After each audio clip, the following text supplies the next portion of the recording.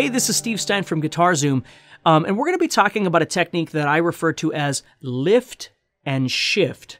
And this basically it stems from the idea of bouncing your chords. So if you haven't seen the video on bouncing, I suggest you click on the link below and watch that video first. Now, these are great little tips for people that are learning how to play their open chords, but they're having a hard time making them fast enough or shifting back and forth between chords quick enough.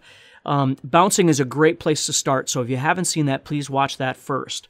Now, if you've gotten kind of used to bouncing and you've been practicing various different chords, then it's time to move on to the next thing, which is what I refer to as lift and shift. And basically what you're going to do, if you think about it, if I was going to move from D to G, okay, what I don't want to have happen is that I lift my fingers up and then I head over to the guitar and then I start rebuilding G again. Because, again, our enemy when it comes to guitar playing is usually time.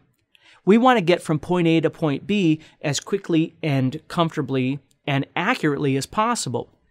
So if I'm moving from D to G, my goal is to lift those fingers up and then shift to the next shape, which is G, and then set it down. I don't want to go to G and then start building it because, again, by the time I've built it, chances are the song is already ahead of me, especially if I'm strumming, right? I don't want to go like this and then, try and build it as I'm playing. I want to have it already ready to go.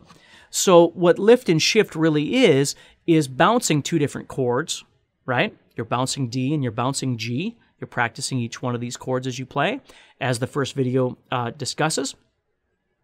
Now, all of these things and a million other things are discussed in my Open Chords guitar course, which there'll be a link for too that you can check out below. That'll make all of this chord learning so much easier for you with all kinds of different ideas and options and just practicing discussions, okay?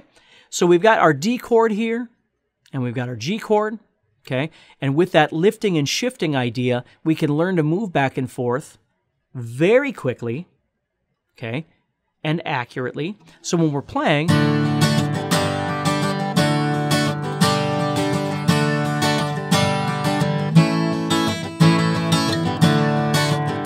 that's what we're looking for. So once you've practiced your D and you've practiced your G and that sort of thing, then you start practicing common chords that go together by bouncing them back and forth, which is what I refer to as lift and shift. So hopefully that helps you a little bit in your practice. And again, if you're learning how to play open chords and you're struggling to a certain degree with what kind of guitar you're using or the picks or the strings or various techniques that we can practice and discuss, check out my guitar course on open chords and you'll find the link below.